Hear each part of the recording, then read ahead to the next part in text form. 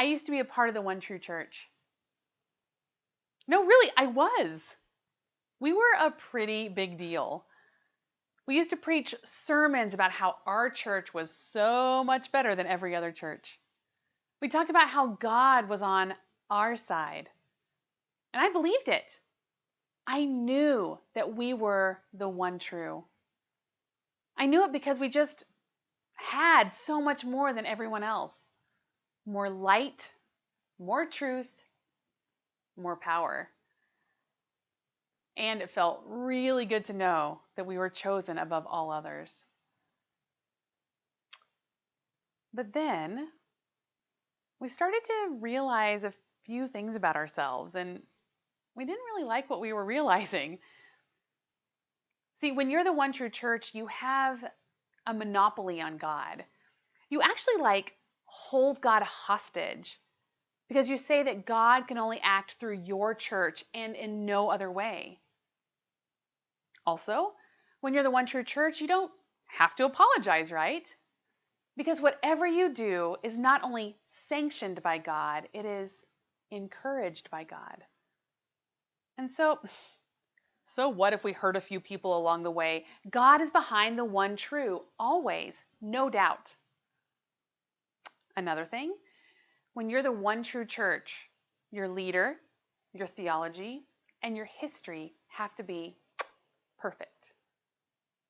And well, I think any good look at any church history or theology, and you'll find a lot of pretty awful places that are certainly not perfect.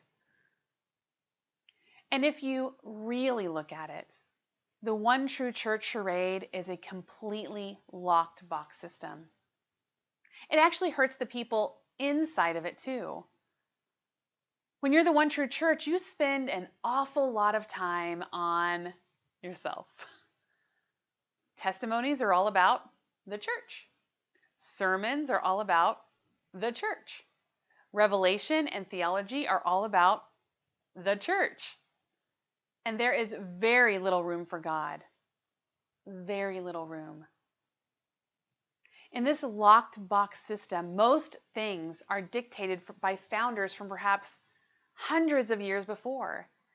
And while these founders may have been prophetic, there is no way that all the nuances of today could be addressed. So churches and leaders are trapped in a place where their founder must be 100% true and 100% right about what is happening in the world today. So I'm really proud of my church for giving up this notion that we were the one true. Because guess what? It was really hard to give it up. It hurt realizing that God isn't behind every single thing that we do.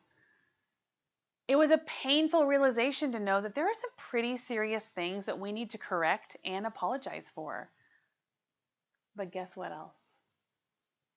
While we lost the idea that we are the one true church, we gained an awful lot. We did get a healthy dose of humility and vulnerability, but we also got a healthy amount of freedom.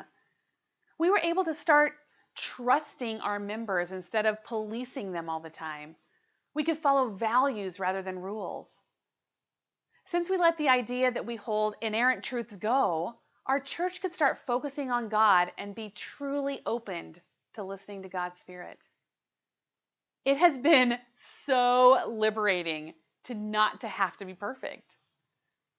We have the opportunity to turn our muskets into plowshares. We no longer have to delude ourselves into thinking that we own God and can allow God to lead us on an incredible spiritual journey. We realize that maybe, just maybe, there is more light and truth to break forth, rather than assuming we know it all right now. We can encourage free thinking rather than focusing on apologetics. Yes, the idea of being the one true church has fallen, but what we have gained in its place has been the most liberating, the most life-giving thing that has perhaps ever happened to us. So let us all celebrate the fall of the one true church as we build a place where all are welcome, all are called, and all are worthy. Thank you so much for listening. Please feel free to give a like or a share or even a comment. I would love to hear what you have to say.